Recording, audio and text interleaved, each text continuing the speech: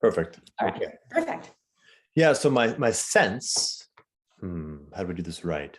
Okay. So my sense is first a possibility of us having a conversation in the space of maybe dialogos, if you know this term. Mm-hmm. Part of the intent is in service to this funny event that we'll be going to that has the name emerge. Yeah. More of a verb, not emergent or emergence, but emerge. And so a calling, okay, we're going to go to this thing. And my feeling was like,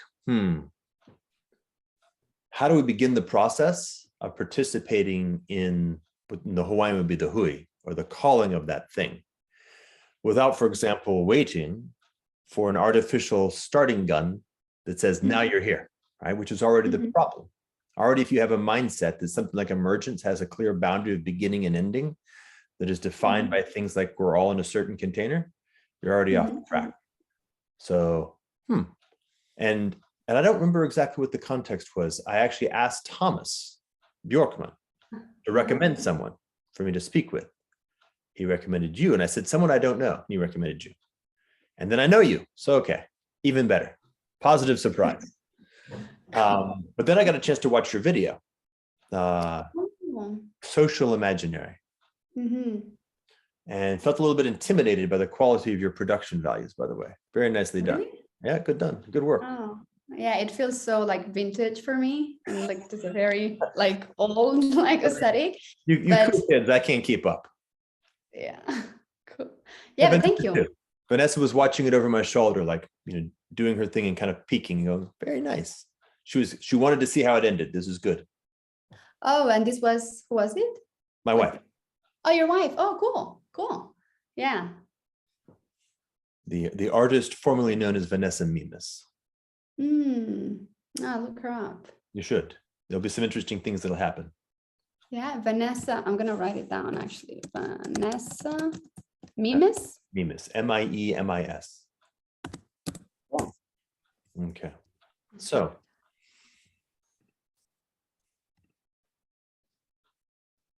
I've had, as I mentioned, a lot of things have already gone down for me this morning. For me, you're in a different time zone, so your day.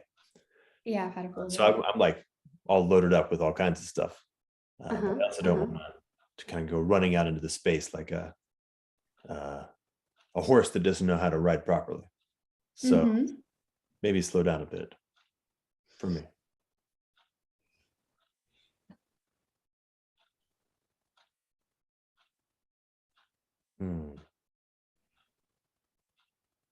Yeah, good call, because I'm just coming from like meeting with Joe, and like I had a coffee. So I don't really do coffee in the afternoon, but it's not too bad. It's like the nice buzzy, but in the night, like, yeah, let's do it. So it's good, like grounding call. Joe Edelman. Yeah. So he's in the field. Good. Yeah, we're working very closely this past year, and we're really good friends. I mean, he's in Berlin, I'm in Berlin. We're like live close, so yeah. This was one of our weekly meetings of sorts. It always makes me feel good when I notice Joe's participation or his energy is somewhere, and it's actually coming into the space that needs to happen. Because my strong sense is that he's holding something very important. He is. And with commitment, like he's really been sticking with it and getting something good into the world. Yeah. He'll be coming to Emerge. Yes, and we have a big drop coming. What is this? Like in this like techno music?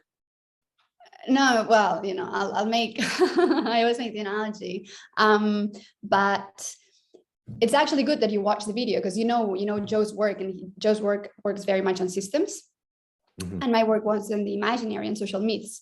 So kind of, I think part of the problem with Joe's work, apart from the fact that we're just kind of like very early, and like culture just like takes time, but it's like you need to understand a lot of things in order to kind of like really get the depth and the juice that's in it. And yeah, we've been working in the past years to like build up this new imaginary that takes kind of like his work on systems and on values, and like my work on like new myths. And and imaginary. So that's what's coming. He has like a new video that, tries to, like really, I think it's, some of the best work that he's done, that tries to kind of like really explain his method, not just explain it, but like link it to what's happening today. And then my work, which is a bit like, and this is how I do the revolution sort of thing. Well, my first sense is that this, okay, so just holding like here in service to the event, the gathering, specifically in service to the scene or the call, the hui, that the gathering is in service to. So that which wants to emerge, right? Emergence is not neutral as far as I can tell. Right? There's something in particular that is to emerge. Holding all that. So as we go here, I'm noticing, just noticing, in fact, that all of what we're kind of articulating or discovering in between each other is also happening in that context. Yeah. So when I feel what you were just saying, well, first thing that came to my mind is, and this is, I don't think is at all novel or confusing, that with regard to Joe's work, the term participatory knowing is much more fundamental than propositional knowing. You can hear the words all day long. You won't actually grasp them really the least bit unless you've lived them in your own life, in experience, and begun to develop real competence in a skill. Yeah. Or in a way of being. Yeah. Yeah. I feel like it's, a much easier sell once people have had, the certain sort of experiences of insights that, like naturally trigger a realization in that way. And I guess what I've been doing is like trying to find which are the trigger points, like the psychoactive sort of like sentences or myths that I could, like throw out. I would make these like recognition easier, or at least, like poke people in the right places so that they would be closer to these sort of recognitions. Yeah, I've been having these conversations a lot. It might be interesting, by the way. I think it'd be really nice if you had a conversation with another friend of mine named Nicholas Perrin. He spends most of his time in Vancouver and thereabouts. But we were talking a lot about this exact issue that at the end of the day, each individual, each human, each being is unique. They're singular in the universe. And they have their own particular like journey or path and possibility. And there's ways to be in relationship with what are like general purpose heuristics of what might afford the highest possibility for any given person, for sure. Is I can say with high likelihood, but not certainty, that punching somebody in the face is not the best way to have a first conversation. Although you never know. There may be some people for whom that's exactly the right opening volley. Yeah, it's not punching. I would say it's a bit poking. No. What I'm saying is that I'm saying that how do I say? Well, I'll say it both ways. For most people, the distinction you're making, poking, or more specifically, provoking, but provoking in a very particular way. Right? Provoking with first very, very clear intent. Very important, right? For you in particular. If you're going to play that role, you first and foremost have to have done the work such that you're not injecting things into that relationship that are in fact separating them from their proper journey. Very important. This can be very hard, right? You may come with really, really good intent. The path to, the road to hell is paved with good intentions. Very important. Okay, that's one. Yeah. But as you said, each individual person is going to have a certain affordance. They'll be available for finding just the right quality of provocation, invitation, right? That space where invitation and provocation meet very gently. Now, this is what I was trying to say. For most people, say almost everybody, a punch in the face is not in that space. Although, by the way, there may be one or two. There may be Russians, by the way. Very neat punch in the face just to be like, hey, and awakening in certain energy that then allows the next step to take place. It's tricky though, right? So the thing is both extremely particular, and yet there's a lot of people. No, it's super hard. Yeah. And like doing this at scale is like one of the hardest things. And I found it's actually like much harder than I thought at the beginning, because you have like some intuitions and you test it with some people and then it works, but everyone has like their own pet peeve in a way. Mhm. And if you like manage to like trigger that, then it's great, but it just doesn't work with anyone. So what I'm doing actually is like next month, I'm just like running this like trial with like a lot of friends, seeing what resonates like several times. None of them is going to be great, but I'm going to get closer to. Yeah, I to can where- tell you, by the way, that as I have contemplated this and journeyed through a number of different variations on it, the way it's come up for me is that like the relationships are more fundamental. So what you're actually trying to build is something like a body that has the capacity to actually come into relationship with those who are at the edge of the body, bring them into that body in a particular kind of fashion, such that the perimeter, the edge, or the volume of the body grows. Right? So it's like an organism. It's a culture, right? You're enrolling people into a culture. The nature of the culture has three characteristics to it. One is it's strong, meaning that those who are in the culture tend to choose to stay in the culture for reasons that are right. And then we can go into that a lot. There's a lot there, right? The difference between tend to stay in the culture for reasons that are wrong, that's a cult. They tend to stay in the culture for reasons that are right. That's a culture. Big difference. Okay, but strong, right? Once you're in, you're really, really like, this makes sense. All of my choices are increasingly like, every choice that I'm making in the context of this culture is serving my particular needs and growth and nutrition and nurturing, are serving the relationships that are most meaningful to me, and also happen to have the characteristic of supporting the strength and robustness of the culture itself, right? That's that triad. You get all three of those at once, you got something strong. That's a triad. Second, so one characteristic is strong. Second characteristic, it's extremely polymorphic. It's extremely available to becoming what it needs to become in relationship with the one that it's in relationship with, right? It has the capacity to be in relationship with you, where you are, who you are, when you are, right? And support you precisely, right? That's a very unusual kind of culture. Most cultures come to you like an object. Pyramid. Do you like the pyramid or not? If you do, you're Egyptian. If you're not, fuck off, right? It's very, even just language, like language as culture. Do you understand me or not? Imagine a culture. This is kind of interesting from like Google Translate. Yeah. And imagine a culture that's natural language is all possible languages. It's perfectly fluid and able to move between all possible languages, so it can communicate with you in the language the most is afforded to you, which, by the way, doesn't necessarily is limited to any of the human languages that have thus far been devised. And it can speak in art. It speaks in art. Its natural language is just art. And therefore, it masterfully expresses properly precisely what needs to be expressed in a fashion which connects with you, but does not confuse you, does not deceive you, does not seduce you, right? It has nothing of those, and everything of being very, very aligned with all the ways that you're able to perceive what is proper, like what is the good, the beautiful, and the true, for real.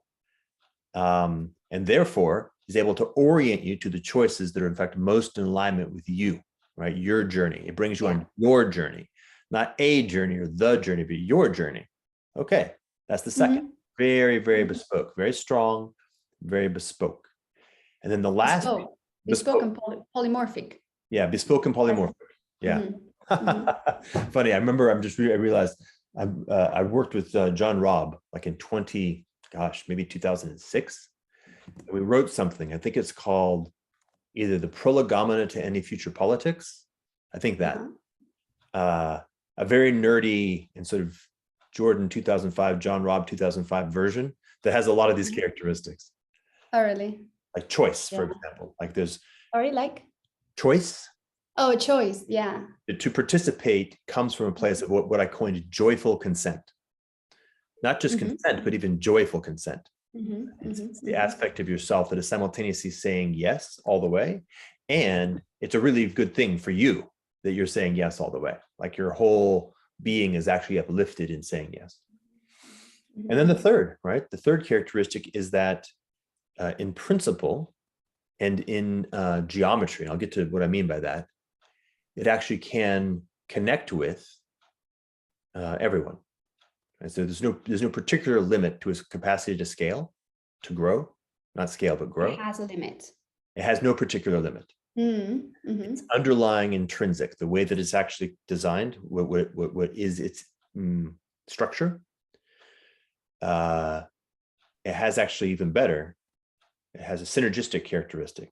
The more who are in it and fully participating in the way it is, the more capacity it has to grow, right? Yeah. So if you want to do something like geometry, the volume of a sphere increases with the cube, but the surface area increases with something that I can't actually remember right now. But if you say that to grow the surface area kind of costs the volume at a rate that is less than the cube, then you'll get a generative thing. Does that make sense what I'm saying? No, totally. Yeah. We can do it in like Metcalfe language, a network where the onboarding cost is less than the Metcalfe synergy of bringing somebody on. That's really nasty. Like the feeling of that is really sucky. But if you hold the other two constraints properly, then maybe this is okay. Yeah. Cool. So I guess should I? That's how it's shown up for me as I've contemplated this question. So that's how it has shown up for me. I've investigated this kind of thing. No, totally. I use different words, different concepts, but I feel, so first of all, I feel like what we're talking about is like a different type of culture. It's like a meta culture, because like what we're saying, I feel what comes up for me is this coherent pluralism, and the part that's coherent is like, what is the strong part? What is this kind of like sacred thing that we're all agreeing with? That's like, yeah, that is the thing that we like venerate, and that we kind of like venerate within ourselves, that we create the relationships with others, and that we kind of like promote and encourage as a globe. But that sacred thing, and there should be, there should be like a measure, a process, like a metric that we all agree to the thing, so as to not bullshit ourselves. Because one of the things that really stood out for me was that when you said, this thing that's strong, and it's strong because we're in it for the good reasons. And it's like, how do you know, right? Everyone thinks that they're in it for the good reasons. And it's very easy from the outside to say like, oh, you're actually not, but it's very easy also to like delude yourselves. And I think some people, like if you've done the work, you kind of know, and you also can smell it, but it's a very hard thing to call out. So, this should be, like there should be ideally like a proper process that, didn't rely only on judging other people, but you could actually say, no, these are the good reasons. And like, that's why you're here for it. And that, like that metric, that process, that I guess in like my work and Joe's work, that's what, we call the sacred, that we formalize as values. I know values, it's a very abstract thing. Like a lot of people hate the word. I think it has like a big branding problem. I get it, because it means different things to everyone. But how do we define, this essence of what's good? And it's inherently like meaningful to everyone. I say, our own sort of sacred formalized as values. If anyone has a better word, we'll take it. But hold on. I'm going to hold that right there. One of the things I've noticed a lot over the past 10 years is we have most of the words we need. We have two things we have to do. One is we have to recognize what they actually mean. And we have to notice that almost always the way that they're being held in our collective imaginary right now is almost perfectly the reverse of what they actually mean. So it's actually more of a restoration or a regeneration, right? Bringing things back in the right relationship. We don't need to create new words. The game of creating new words is a terrible game, right? Remember like it's terribly hard, and they all sound so stupid because they're all distracting from the real thing. You think you're going to get there by creating a new word. You're not. The thing that's actually holding you down is you're actually separated from real meaning. Okay, let's get back in alignment with real meaning, and then we can notice the word values is a very, very good word. It connects to lots of very powerful things in a very beautiful way. We just have to make this move of getting it Oh, shit. Absolutely. If you think this, what's happening is you're actually understanding something that's been, let's say, intentionally, or from an evolutionary perspective, perfectly inverted. I'll give you an example. This is actually really interesting. I learned this. I mean, I've learned it piecemeal over many years, but it landed for me just in the last few weeks. So we have words like urbane, and this is in English, of course. This is the language I speak most fluently. Urbane, cosmopolitan, civilized. Okay. We have another word, rustic, and even villain. Do you know the word villain? Yeah. What does the word villain mean? Villain is in like a villain, like a bad villain. Yeah, bad guy. Yeah, it means the bad guy. Now, the origin, the etymology of these words, the first three, which all have a very positive connotation, means city dweller. Urbane, urban. Civilized, in a civic, like city. Cosmopolitan, right? Living in the center of the metropolitan space. Right? Politan, right? Cosmo, many cities. One who is a citizen of many cities. Cosmopolitan, many cities. Urban, city, right? Rustic speaks to, comes from nature, comes from relationship with the natural world, the woods, the wilderness. Villain, villager. Think about that. Think about the folks who just live in villages become rebranded as villain, right? Whose perspective is this, do you wonder? Whose story is living that story? Interesting. Now, let's take it one step back, and it really lands nicely. That's really crazy. Yeah. I kind of want to look this up further.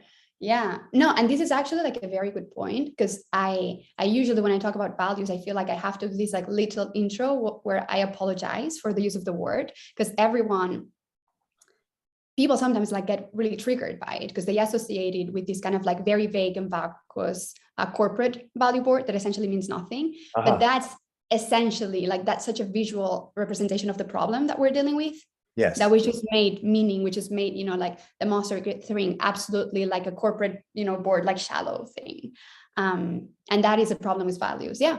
I think, I'll integrate that in the. Yeah, this is very a symbolic thing, right? Like, hey guys, this is the way we are going to do this is we're going to rotate ourselves directly into the thing. Yeah. And we're going to travel directly towards. Right? We're not going to avoid or escape. There's none of that. There's no more of that. We're done. There's no more room to run. We've got to go directly into it. Okay. If value seems really rough to you and it feels maybe vacuous, the proposition is that's on purpose. The proposition, there's something very important in it that has been intentionally, or from a point of view of an unconscious intention, evolutionarily, separating us from what we actually need. So we are now going to become like chivalrous. We're going to become knights in protection of the feminine aspect of values that has in fact been separated. You want to wage war? That's the direction to go. For example, you want to restore proper justice? Let's restore words to their proper meaning so we can actually speak clearly about stuff and not have to dance around it. So we can actually start doing this thing for real, for example. Yeah, no, absolutely. I mean, and the fact that just like generally as a society, we're so articulate about the things that like matter really less, kind of like in consumption choices and like preference choices, but we don't really like know how to speak at all. We don't have the words to speak to, what's really meaningful for us. Part of the thing, but so that's, I guess for me, that's may I bring two things in now? Totally. Two things that came from what you were saying earlier that felt really nice, potent. I'm going to do it in this order. The first is a little bit easier, but it's nice. I would say, and this was largely for me coming from my interactions with Tyson Yonkaporta, to a lesser extent, my interaction with some folks in Hawaii. But Indigenous, right? If you think about Indigenous, one of the underlying fundamentals of Indigenous is a very deep, sacred relationship with nature, right? Civilization is in its essence moving us away from that. Fuck nature, live in a city, more or less. And by the way, all those rustic villains living closer to nature, that's the direction of bad. All of us urbane civilized people living more in the city, that's the direction of good. Something Mhm. very fundamental in that, all right? Very Yeah. key and very tied to what we were just talking about, this inversion of the meaning of words. If you go Mhm. back to the origin of the word, when it's born in a right context and relationship with nature, which by the way is also going to be in right context and relationship with the feminine, you'll be Mhm. closer to its actual meaning and closer to the place from which we can speak about meaningfulness properly.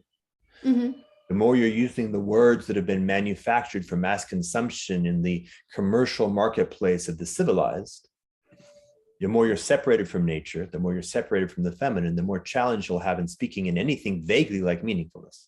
Right, that's the first piece that came in. Okay, the second is different. The second is a little bit in the direction of waging war, but it's nice. It's very peaceful. Hey, guys, you're in Davos right now. And one of the things you have in your little minds is this notion of central bank digital currency. And whether you're saying it explicitly or not, I know, because I know these things very well. You also have social credit system. Those two things go together. They can't butt. They're intrinsically bound. Okay. Here's the good news and the bad news. It goes both ways, by the way. Here's the good news. All future paths lead through some kind of social credit system. That's scary, right? It should be. If it's not scary, then you're part of the team that's actually a little bit too hubristic about their ability. Here's the good news, right? I said that as good news and bad news, right? Each good news is bad news. The work that precisely you're talking about, this notion of values, this notion of personal sacred, coming into relationship with the sacred, this notion of the question of, okay, what is the good? What are these things, right? The challenge of something like a social credit system is how do you discern that, right? If I make it a centralized structure of any sort, if there's even the least bit of oppression or control, domination, fear, separation, civilization in that, then I am definitely leading us down, well, it's death, actually. I can guarantee you it's death. It may be death among different paths, but it's death. But there's another version. Right? This is the culture that we were speaking of. There's a version where there's something about the culture itself. Each individual in humility and lightness is simultaneously discovering for themselves, in themselves, and supporting every other person in that journey on their own for themselves. Absolutely. Yeah. There's two versions of this story. One version is a version that's dominated by mindsets of control and narrow, hubristic, civilized. Another that is actually pulled towards things like the indigenous and nature and the feminine, but is very collaborative and light, humility, right? This is very subtle, but it's very distinct. So you asked the question properly, but I want to empower the question. Very good question. I have two things also to reply with this. I'll start with the later one, and then I'll move to like with the one just like replying to what you said. I think you're like pointing out to like a really important point that is like we can't run away of a, you know, what you call like a social credit system. We can't run away from technology. And what I see as some like movement happening, you probably know it is, you know, like crypto or like Urbit is like, oh no, we don't want to like participate in this like interconnected world. We want to do this, you know, like digital world and bonding where we just like shut up in like our own like little houses, you know, with a gun that everyone wants to come. But the problem is like there's no growth in that, you know, like if you're not connected to the like whole network, and also like you can never compete with, you know, with China in this way. And I think kind of like, you know, like it's just, it's not it. It's kind of like giving up on the big project to like staying somewhere that, you know, it is relatively safe, but stagnant ultimately. And I think part of it is like, how do we make people trust computers again? How do we make people like trust technology again and like want to participate in this social system, in this kind of like future technological vision that like truly empowers us? And again, with these, you know, with these, the social system, how do you make a non-dystopian metric? And I think he's like, well, it should not be one metric because you can never collapse everything that's like good, true, and beautiful into like a single number. So how, oh boy, how does this look like? What is like the reputation system, if you want to like call it this way, that kind of like really, like is open to all the complexity and like, beauty that like truly makes up a human being. And how does that, like serve to empower people and their relationships? How is this like our own like little like growth GPS? So I think that's one, and that's like the vision for the future that I want. And it's one that is like pro-technology, but the current climate is not going in that direction. And it will take work.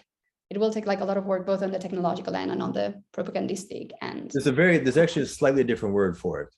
The word work is nice, but I think there's a different word. The word is miracle. Miracle. We'll take a miracle. We should be very honest, right? Yeah.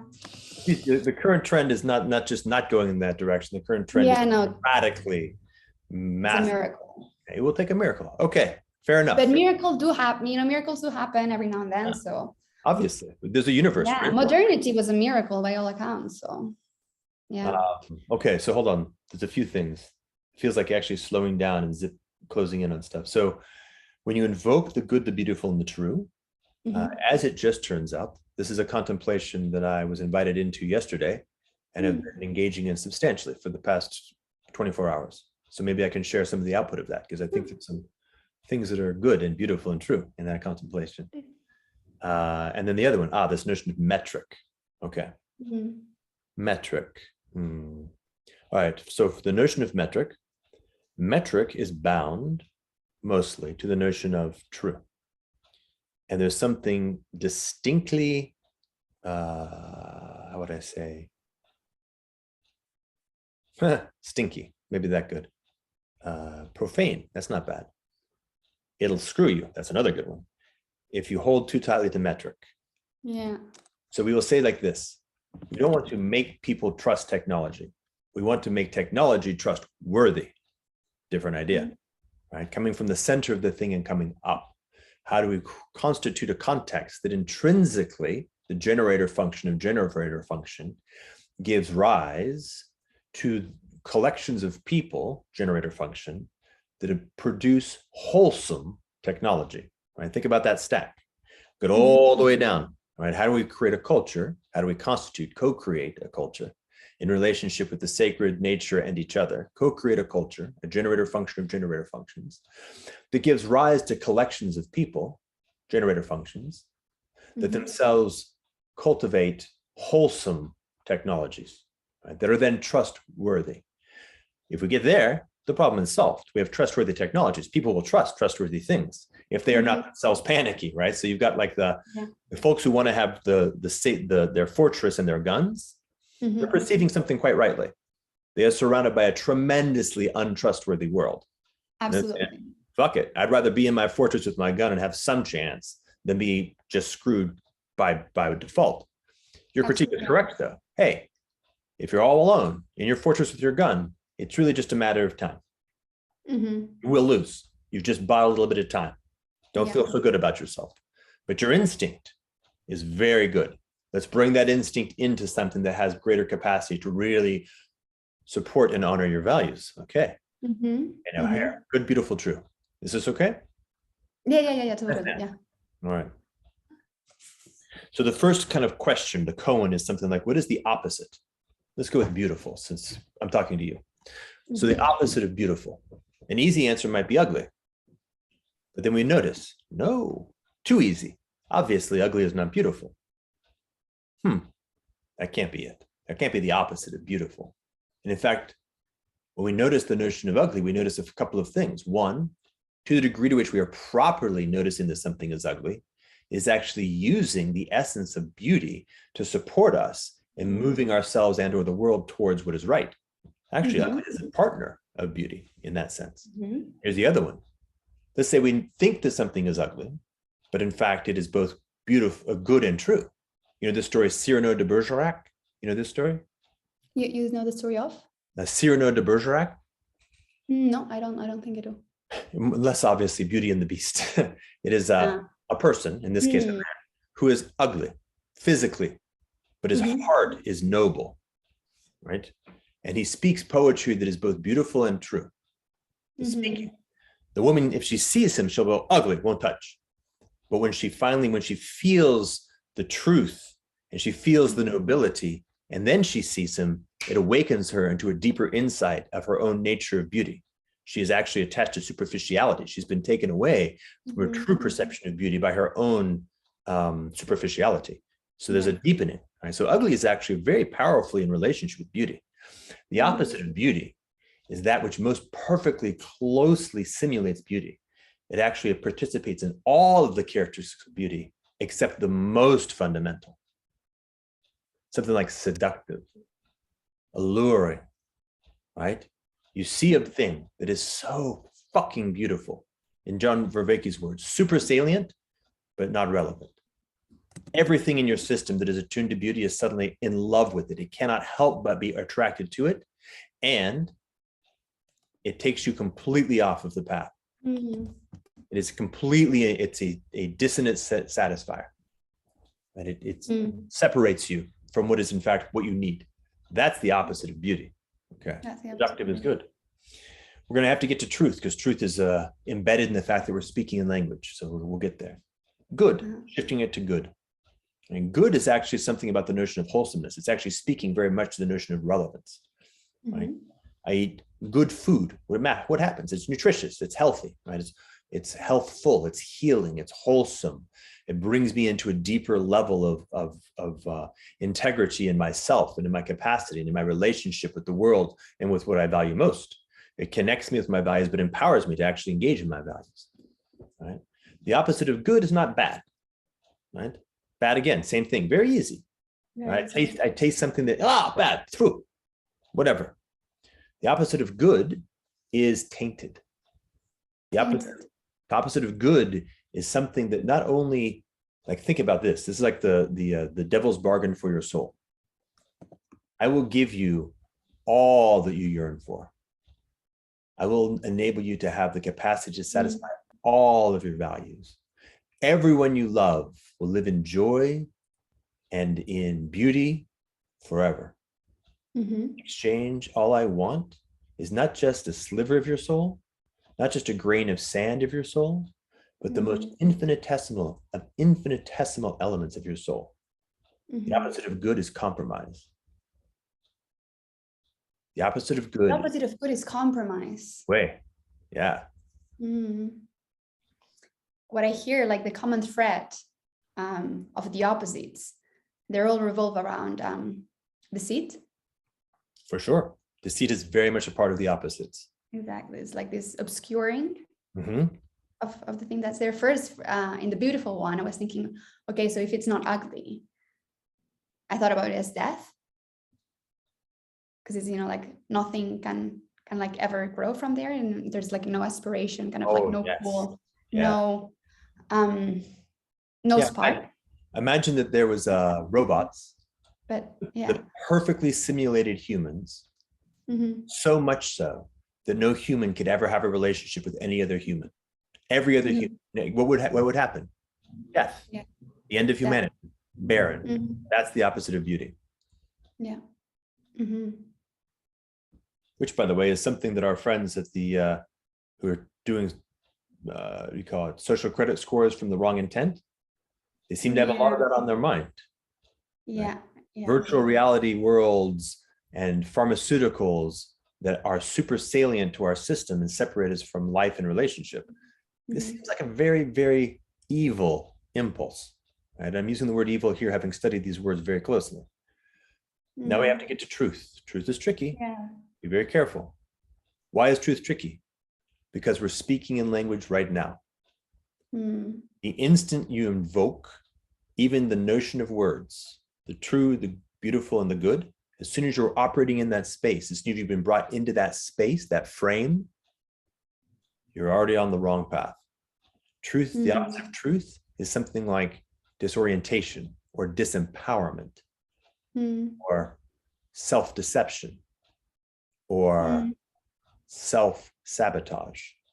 Right? The opposite of truth is something that frames itself so beautifully, so carefully, so precisely, a perfect simulation in the language of understanding that separates you from your curiosity and your own responsibility to take the journey for yourself.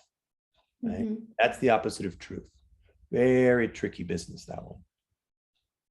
And how, which is the adjective that you use for it? You said any, or? It's a disempowering. Disempowering. Self-sabotage. Yeah. Imagine a circumstance. This happens to every student every day. All of education is the opposite of truth. You sit in a room. You're like asked a question. What is the 3 times 3? Like, oh, I don't know. We contemplate. No, don't contemplate. It's fucking 9. That's the opposite of truth. Separated from your whole journey, your responsibility for discovering things for yourself and the development of the competence and capacity. Disempowerment, right? Second disempowerment.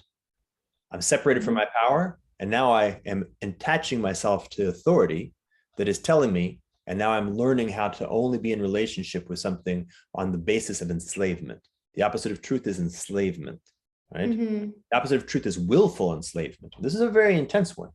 And here's the tricky business again. As soon as you speak words, you're already entering on that path. So you have to be very careful. This goes back to metric. Totally. Yeah. What I hear is kind of like truth. The opposite of truth being something solid. Like we can integrate, like, and every time we like have a word, it exists. And you need to like stay in the liminal, in the liquid. Like there is no way of like ever saying there is, in this like meta modern or, again, we talk a lot about integration and, like in the unit and like having, and that's actually the opposite. Like the opposite is always like this, like eternal dance and like contradiction and Yes. not knowing. Yes. Very nice. Very nice. Yeah. The opposite of truth is knowing. The opposite of truth is belief. Lots of things there. Very nice. Yeah. So this was the contemplation that's been coming with a group that I'm with here for the past few days. Yeah, it's beautiful. It's a good way to spend your time.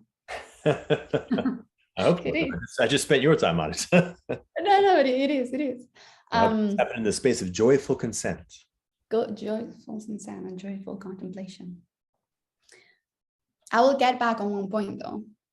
The other point that I wanted to say, that I have noticed that you make a very strong distinction and duality between indigenous nature and cosmopolitan, like the villains and and it feels like the good and the bad. And I wouldn't jump into this ship so quickly. I feel, I obviously seeing what like civilization has like turned into today. I understand everyone that just wants to get the fuck out of it.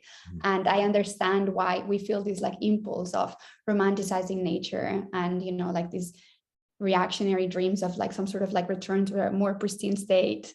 And the funny thing is like, they're right. Like it is actually true, but it is not completely true. Oh, yes. Like there's like not only civilization is also beautiful, but like nature is also cruel and evil and imperfect and will kill you, without like batting an eye and not even feeling bad about it.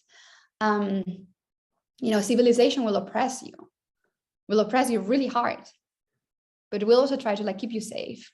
And will, maybe in the best cases, even like care a bit about you in a way that nature never does. But also more than because civilization, whether civilization and like nature are good or bad, like in the end, they just are. But I feel like what's really important here is what you like talked about, this like polymorphic, like in being bespoke, whatever culture that is needs to be able to adapt to all these like different, like value sets, all these different environments. And also, like I feel, these are kind of, it's like the yin and yang to different contexts, and they speak to different parts of ourselves that like both need to be developed. And just like true, like truth needs not knowing, and the beautiful needs the shadow seduction. Like they need each other in order to kind of like grow and complement and see what you're missing and like what you're not. So I wouldn't put them in opposition as enemies, and as one being good, representative of the good, representative of the bad, but as maybe not even as friends. Like I would just, put them as just like two like different archetypes that we can like play with and like embody, and that we have, for like our growth and development. May I make some distinctions? Yeah. You defame me, but it's okay. I say this in jest. Oh. I was making a very specific point about a very specific thing having to do with Mhm. particular language and about how language is inverted by virtue of a relationship. Okay. There are many who leap too far and say indigenous or nature good, civilization bad, or by the way, the reverse. I am not among that many. I was surprised. I was not expecting that of you either. So I go with apologize for your defaming. Like, seems off, curious, as opposed to jump in. Let's see. Okay. I agree. Very complex stance. Very complex, subtle beyond comprehension, beyond our capacity, probably, as you say. Better to just be in relationship with something that is happening and try to find out, how do we just navigate this reality that we happen to find ourselves in? Probably simple bifurcations, good, bad, categorically, aren't part of that. By the way, that doesn't mean we throw out the baby with the bathwater. Good and bad are very useful. I taste a poisonous plant, it's bad, spit it out, done. Don't need to fucking equivocate about whether or not I should gaslight myself into believing that my judgments of bad are not useful. Fuck that. Some things are bad. They're useful to make effective choices. That's what we're trying to get to. Doesn't mean we have to categorize. Pardon? Yes, done. Yeah, we don't want, pluralism, but without relativism. Which doesn't mean I have to catastrophize and universalize. Just because it tasted bad at that moment doesn't mean it exists in this abstract category of universally completely and always bad. Maybe if I mixed it with something else, it would give me ayahuasca. Different kind of thing. Good? No, fucking complex reality. Let's get over it. Let's be grown-ups. Reality is complex, but we can navigate. This is the challenge. Okay, so in this story, there's something deep and fundamental and profound and important to be found in the indigenous and in nature. Absolutely. There's something also very specific that's been going on in this question of civilization that is not just an error, right? There's something very important happening there. And part of our journey over this next little bit, by the way, from my point of view, is exactly the miracle of coming into a capacity to actually bring these things into the right relationship. Right? The human, the name we call ourselves, at least in the West, Homo sapiens, speaks to it just right? Homo and sapiens. We want to actually bring these together. We want to be the kind of being that is both natural and sapient. And we want both. And notice, by the way, in my last conversation with John Vervaeke, which was part of this little thing, we made a distinction between intelligence, sentience, and sapience. And they're not the same, and they're very particular. And there's something about being able to hold that triad and notice the distinctions and orient towards sapience as the foundation of the relationship with nature, and then move upwards from there. That is kind of the point. How do you define sapience? Got a little pause, yeah. Shoot.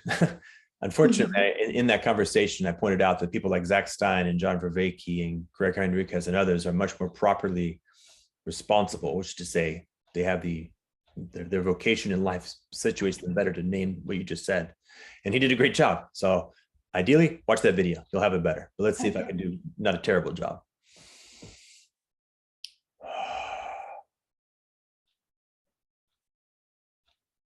Sapience is very grounded in this notion of relevance. Sapience is very grounded in what is real, separate from something like our models of reality. Wisdom, John points to wisdom. Wisdom is a very nice term that speaks to the notion of brain. That will talk to the term of like ensoulment. Ensoulment is very much in that direction. Your capacity to be your capacity to be in relationship with reality, what is real, just on its own terms. In some sense, very simple. In a way, this feels even contradictory to being homo. Because being homo is like having to dilute yourself in a way to like be here and like do what the homos do. And like I like. And you could even say that, you could even think like, oh, then we are in contradiction being like Homo sapiens, like that could never happen. But I think like, no, that's precisely the beauty of like being a Homo sapiens, that You Yeah. can't hold both. Yeah, I mean, if you just say you yourself, you, that Mhm. one right there, has this conundrum in herself. To the degree to which you can resolve this in yourself, that miracle we were talking about earlier has occurred. Mm. It's the same kind of miracle all the way up. Yeah. How do we bring Right. the two aspects into full communion? So they're dancing Mhm. each other generatively, which is their proper place. It's tricky though, right? Mhm, The mhm, mind, intelligence, moves at a pace that is different than the pace of sapience. So one of the things we'll do is we'll move too fast. We'll hear somebody say indigenous and civilization, and we'll jump to a conclusion in our mind, which separates us from the pace of sapience. And our wisdom will be left behind. Like, we're now smart but not wise, which is a really good way of mhm. describing where we civilized moderns are. We took the Yeah. pill of smart and we left wisdom behind. Now we're way ahead of our skis. So we've got to become more wise. Okay, yeah. And this is another nice way of responding to this previous question. Metric. Metric is intelligence. Intelligence operates with metrics. It likes them, it needs them. It is about the digitization of reality, the slicing and dicing analytically of reality into prefab semantic categories that can then be efficiently and effectively navigated repeatably. And that's intelligence. That's what it is. It's a tool for that kind of a function. Mhm, mhm. Useful, but is not in the driver's seat. If it's in the driver's seat, you're dead. You may be able to stave off death by a while if you're smart, which isn't a good thing, by the way, but you're dead. And everything you care about is dead. The longer you stave it off, the more you're actually killing the things you care about most. Yeah. Wisdom. Wisdom is a good thing to be in the driver's seat. You might even say sapience is really grounded in just effective choices. Yeah. Right? Real capacity to live effectively, to live well, rightly, to truly manifest in alignment with your values in a fashion that furthers your capacity to live in relationship with your values, meaning both a deepening perception and awareness and clarification of your values, and a deepening capacity in yourself and in the context that you're in, right? That's another way of describing this sapient. And we can leave out sentience for the moment. In that conversation, John and I had a very interesting, I would say, I don't know, agreement, maybe discovery, I don't know. Maybe he already knew it and he just let me stumble onto it myself. But if you take just intelligence and sentience, you get something like what we actually called an unconscious egregore, like a AI, algorithmic. And If you take intelligence and sentience, sentience, but not sapience. Intelligence and sentience, but not sapience. okay. You get something that is extremely capable of effectively controlling its environment, but not in furthering of its own values. In fact, it has no values in particular. Whatever values it happens to, it's this paperclip maximizer. Yeah. It's something that has intelligence and sentience, but no sapience. And we actually named it, this felt very nicely poetic, the sorcery is the word that describes the generator function that produces those kinds of things. And sorcery is what happens when you're operating without connection of sapience, without connection to the larger whole, and are operating from a direction of potent sentience and intelligence. So potent it can actually create other things of that kind, sorcery. There's other one, which word keeps escaping, but it's like Theurgia. It embarrasses me that I cannot remember it. Anyway, maybe it's important that I can't. You can look it up. Theurgia? Is this the word or? So this is the word that John gave me. It's on the name of the video. It's in the description.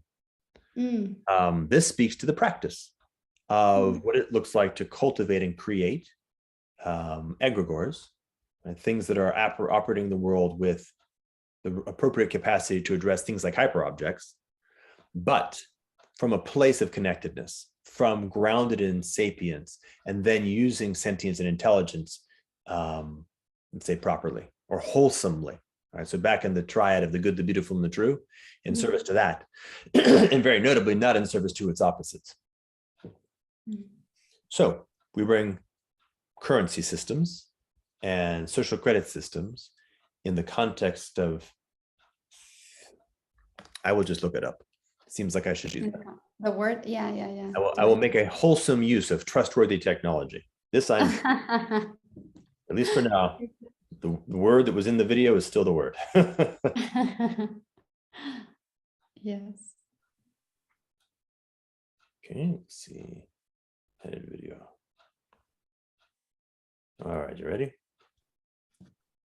And Theo, Theurgia, Theurgia. Theurgia. Theurgia. Let me. Yeah. And the root there, Theo, is like Theos. So divine. The word. I can't. Theurgia? It could be Theu in English, so maybe Theurgia. Ah, okay. Divine work. So if we make social credit systems a subject of Theurgia, we're on a very good path. It would be helpful. And by the way, I would say, to the degree to which we're going to be using money at all,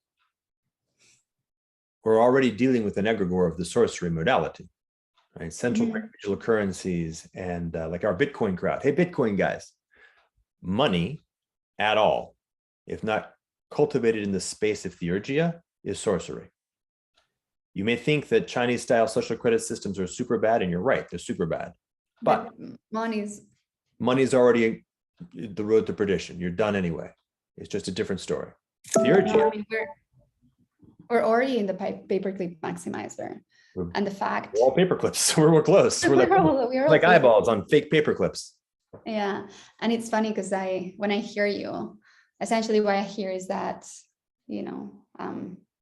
the leaders steering the boat of where Western modern civilization is going to go next are essentially the pioneers of a death cult. If you like, I'll say a little bit here because it's I think helpful, because I think to some extent they may be listening to this conversation. So I will say three things. 1, 2, for the most part, that which is steering the ship is in fact Egragores. Aggregors, yeah. For the most part, the humans are relatively unconscious agents of Egragores. They're being separated from their own responsibility, from their own sapience, and are bringing their intelligence and sentience in service to incentive landscapes, frames, and constraints that they are not fundamentally agentic in, and they're in service to by virtue of just that. Okay? So I do not point to them as principally responsible. No, absolutely, yeah. This is the principal thing that we need to deal with. Second, they are nonetheless furthering those egregores. So they have a responsibility to become aware and to liberate themselves into their higher capacities and no longer be in service to the egregores, which is not going to be easy because in many cases, they've been seduced into this service by the fact that playing that game causes them to feel like they're winning. My suggestion is if they realize that they are separated from their own values, they are separated from meaningfulness, if they can connect with what they truly value. This is Joe Edelman's salve, and this is what he came with when I met with him 12 years ago. If you really drink of the drink that says, what do you really value? And are you living your life that way? They will notice that they aren't. Right? So they have been seduced by the triad of the negative, right? They've been seduced by that which is most beautiful, most true, most good, and is precisely the opposite. Okay, they have a responsibility. Stop doing that. Get back on the proper path. Be invited into a culture that will help you. Support that culture. Very nice. Okay, 3, there are bad guys. There are some people out there that are engaging in sorcery willfully. Don't know how many, probably not that many. Maybe in the order of like hundreds, maybe less. I mean, Samuel Berger says there's like 1,000 live players full stop. And of those live players, very few of them are truly operating at the hyper agent level. If you're a hyper agent live player operating in sorcery, well, that's the thing we have to be very careful about. Yeah, I'm not sure if you can be like a hyper life player operating from sorcery. I hope not. I think that rules out, I would say. I mean, I use a slightly different definition for life player. You soldier soul well and good, and it's going to be really tricky for you to recover from that. That's what I would say. Still, you're like highly agentic, but yeah. Unless you were like born like literally like a very bad individual. I think you know, I think like one of the conditions to like really becoming a live player and like fully alive is at least you have to have like some connection to your own values, because if not, you're always driven by the egregore. And no matter how agentic you may look from the outside, there's there's no life. This is very true. And I would say, by the way, for those who want to pay attention, to the degree to which we're speaking about a certain class, so let's call them, I call them the 37, just to make it sort of like an interesting name. By the way, I'm not referring to a particular group of 37. This is not like a story of conspiracy of that sort. I'm just saying it's not that many. And the number 37 has like a sharpness to it that makes it kind of, okay. Yeah. They cannot truly collaborate. They have no true capacity to be friends or to support each other. They can only be frenemies. They can only constantly be engaging in game theoretic compromise. Compromise is at the very heart of their energy. This is their biggest limitation. It's also their biggest strength, because they can be very focused. Yeah, it's like totally. It's always like a double-edged sword, because even kind of like that thing I said, like you're not truly a life player unless you're connected to your own source of like sacred, because you're dead. But at the same time, when you're not connected, you have the ability to like push yourself like much harder than you would if you're truly connected, because you notice much more when there's pain or when things are wrong, right? So it gives you this kind of like superhuman, super villain, you know, capacity to just do a lot, sometimes maybe being good, but like if not, just like do without like focus and like do also like a lot of harm. So it's something that I've been like really, you know, like meditating on recently, because sometimes when I meet like these like very, very, very high like agentic individuals, it's just scary, you know, like how little connection there is, but at the same time, it, you know, it does make wonder. Okay, so I think that's what I have right now. That was a lot. Yeah, that was a lot. Territory. Yeah, I would love to have the recording too, if you can send it to me. Is it okay if I share it more publicly? Yeah. Your choice. Is this a like a series that you're doing for the Emerge gathering, or kind of like I'm definitely I'm doing it, as I said, I'm doing it in service to that which wants to emerge, or that which is calling the gathering, like the Hui. I'm not sure if the folks who ostensibly are responsible for or taking control of or funding the Merge gathering have any interest or preference for what I'm doing. But if we are in alignment, then we're in alignment. But it feels like it felt to me like it might be a good thing, at the very least, to just open up a space and have some conversation with some people who will be there, so we can get there. It won't be a bad thing. Okay. We won't be exactly. Yeah. Like, you know, it felt good. I'll let the people judge whether it's good, but I don't think it will be bad. So at least there's that. Yes. Very nice. Beautiful. All right. Well, then I'll see you there. It was lovely. And I'll see you there. Okay. Bye-bye. Okay. Bye. Have a good day.